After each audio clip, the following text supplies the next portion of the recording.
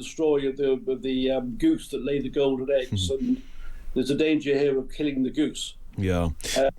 I think there's 3 or 4 potential outcomes here. Either FIFA will, in the end, will withdraw this proposal, which I think is probably likely, or it could be voted down within FIFA. I mean, we're seeing tremendous resistance now, not just from UEFA, but from others. So I think this could be voted down. Or of course, there could be a no-confidence vote in Infantino now, because he really is bringing FIFA into disrepute. I mean, I think he's just gone too far. FIFA insists that no one is selling football after a furious backlash led to the threat of a boycott of the World Cup. UEFA's members in Europe and those from CONCACAF, which represents North and Central America and the Caribbean, rejected FIFA's idea of a plan to sell stakes in the World Cup to private investors. FIFA says it's going to press ahead, though, with plans for a consultation. David Bernstein's the former chair of the FA and was chairman of Manchester City as well. David, good morning. Good morning. Very good to speak to you. The strength of feeling about this is clear, as is FIFA's absolute resistance to backing down. Where does this standoff go next? Well, I'm not sure that we're seeing absolute resistance from FIFA. I get the feeling this may be the start of a gentle backing off, whatever they say. I think that Infantino has created an impossible position for himself. It strikes me, we all know the story of the goose that laid the golden eggs, and there's a danger here of killing the goose. Yeah.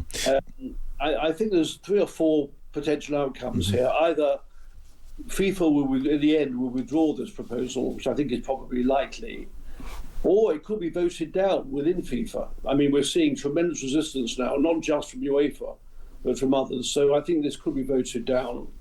Or of course, there could be a no-confidence vote in Infantino now, because he really is bringing FIFA into disrepute. I mean, I think he's just gone too far. He's shown himself not really capable of heading an organisation of this scale.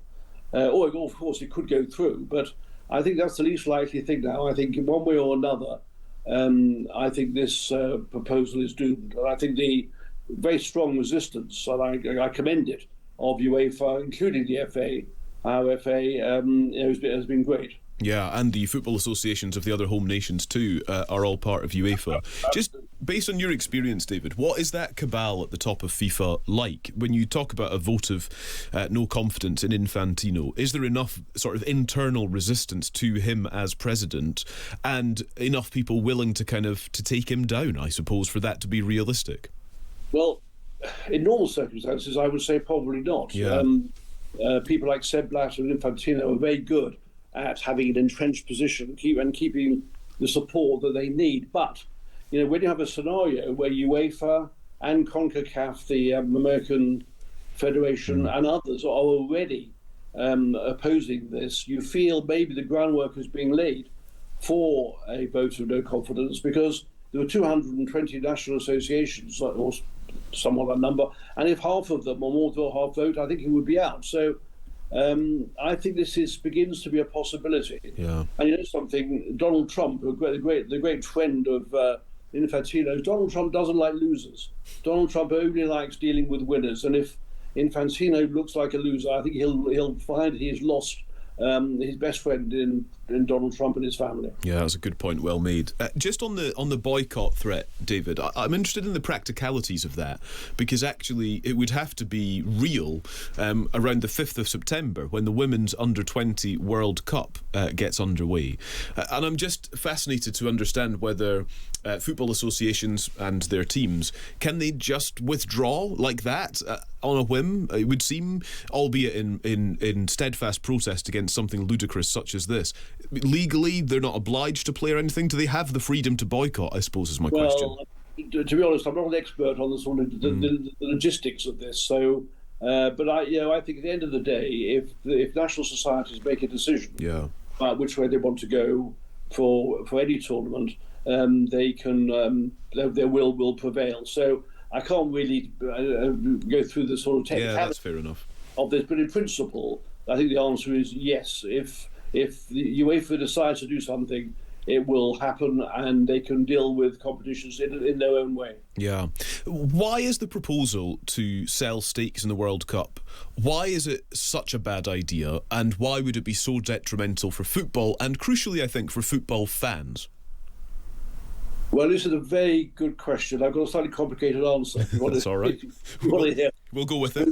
I think what's the problem is not necessarily the concept of raising funds, because if those funds were raised and distributed among national societies, particularly the poorer ones, that is not a bad thing. I think the issue here is the way it's being done, and the sort of PALS Act, old PALS Act, and the incestuous nature of all this, which is totally unacceptable.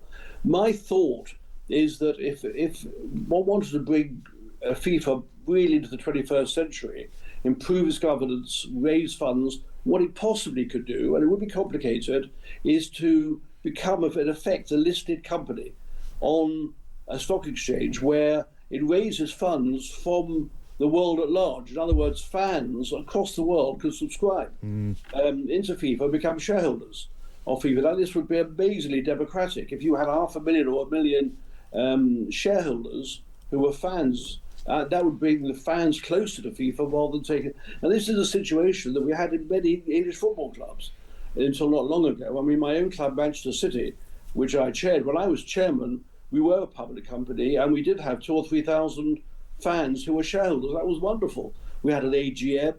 The fans could ask questions. We were accountable to them, and it was much more democratic. And I think you could extend this and make FIFA, in a sense, a major sort of public company with much improved governance. Because if you're in that world, you have to have proper reporting and be much more open than FIFA are at the moment.